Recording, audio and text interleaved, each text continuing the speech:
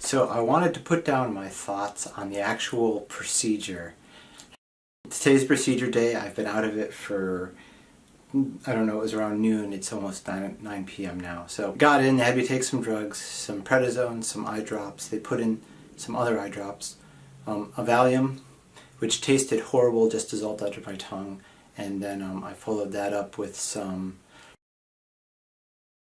they gave me Tic Tacs to help wash out the Valium taste, which was horrible. So there's that. They brought me in when they were ready for me. They brought me in the surgery room. Dr. Gold double-checked all the, I don't know, formulas or calculations, whatever the appropriate term is there. Made one change. He said they're checked a lot, so that was the 12th time checking, and then they do a 13th check actually on the machine. They're called plugs in my eyes. These block tear ducts, so my eyes are less likely to drain water. And I'm pretty sure they put plugs in the bottom tear ducts, but not the top tear ducts, so that just because dry eyes is a symptom of this, these are disposable and should sort of dissolve in about 3 months. So they did that. I just basically stood still up against one of those machines where you put your chin here. And Dr. Gold put them in with, I believe it was just tweezers. I felt a small pinch here, and this eye was fine. But that was the easy part. They put in more eye drops, I believe. Then I laid down on the machine almost like a dentist chair. And they gave me a little bear to hold. He called him Seymour, which is a funny joke. So Seymour. I love that. So that was for me to hold. I was laying on the machine so that my hands wouldn't move. So that, as Dr. Gold put it, so that you don't try to help. And I thought that was pretty funny.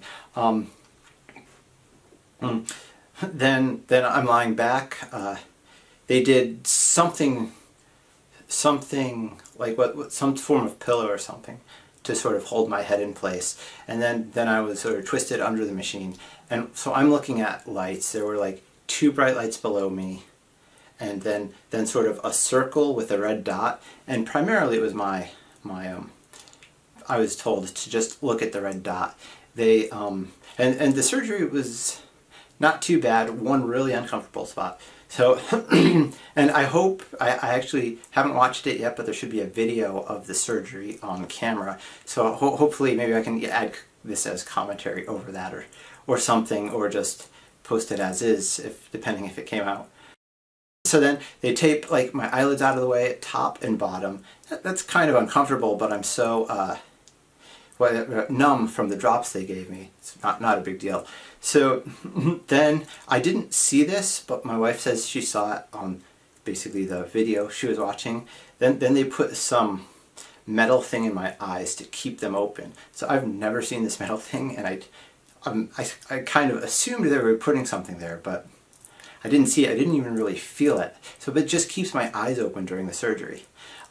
Then I believe then they put something in my eyes, some form of liquid. I believe that's the alcohol that they use to rub the top layer of my eyes off. Iodine, something. Just assume I'm using all the wrong terms.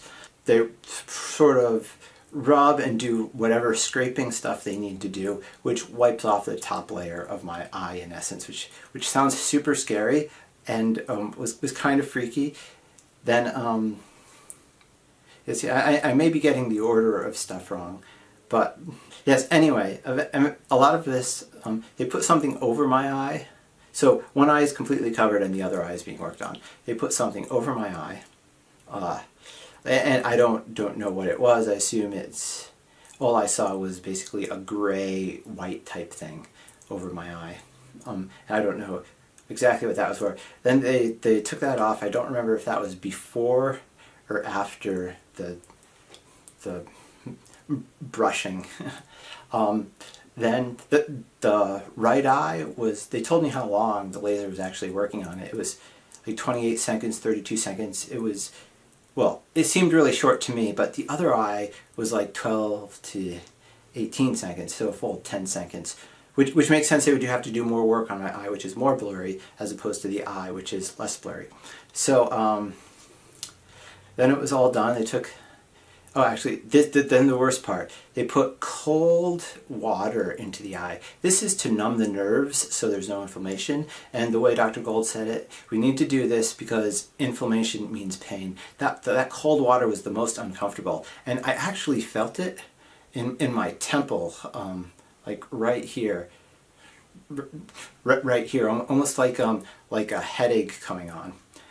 But it was very short. Once they stopped doing that, everything sort of dissipated, and the minor pain, like a headache, sort of went away here, and the eyes felt better. They took off the tape, and I assume they took the metal thing out of my eye, and then they switched. So they took the cover off this eye, covered up the eye they just did, and then did the other eye using the same exact procedure. Like I said, there is less work done on this eye than this eye. Well, I noticed it immediately when they sort of, this eye, even though I'm just staring at bright lights, that everything looked almost just less blurry. And that actually surprised me that there was any so immediate change. Then they pulled me out of the machine, not actually in a machine, not like an MRI type thing that you see on TV. It was just, they just twisted the chair so that I was under the laser, my head was under the lasers. They twisted me out, they took Seymour from me and put him back, then had me sit up and look around. The first thing I noticed is just everything feels more sharp. Sharp is the word I use. So everywhere I'm looking, everything is sharp. So that's a good sign. Dr. Gold said both my eyes weren't perfect, exactly what they were shooting for. So that's good. Now I'm come home. I have special eyeglasses to wear outside to prevent I'm pretty sure they said ultraviolet light, because that can damage the eyes in the state they're in. I have to wear those for 2 months anytime I go outside. I don't know if that counts as for just looking outside, if I'm looking out the window. I assume they're trying to avoid direct sunlight into my eyes. So if I actually go walking or hiking like I sometimes do, which I expect to still do that, I'll probably be wearing I will be wearing those sunglasses if I'm doing it outside. So where are we at? Yes, so but the rest of my day one, come home, during the ride home I had to lay back and put those special sunglasses on, and I kept my eyes closed the whole way home. So obviously I wasn't driving, my wife drove me, thank you, and went off to, then I'm supposed to be in bed for 2 hours, which I did doze off once, got off once to pee, sleeping of dead. To protect the eyes, you don't want to bump them or rub them. So rub them during bed. I have these special eye covers, which I'm taping, I'll be taping to each eye when I go to bed. And I wear these for 7 days. And it's to prevent any sort of scratching or bumping or knocking of the eyes during the healing period. Yeah, so I put those on, taped those on. We have some like medical tape in the house, just standard medical supplies we keep around. Put those on. I slept for 2 hours. Actually, I actually laid in bed with my eyes closed for 2 hours. I think I did fall asleep once. I got up once to use the bathroom, sort of laid back down, and I kept yelling to Tammy in the other room to, what time is it? Can I get up yet?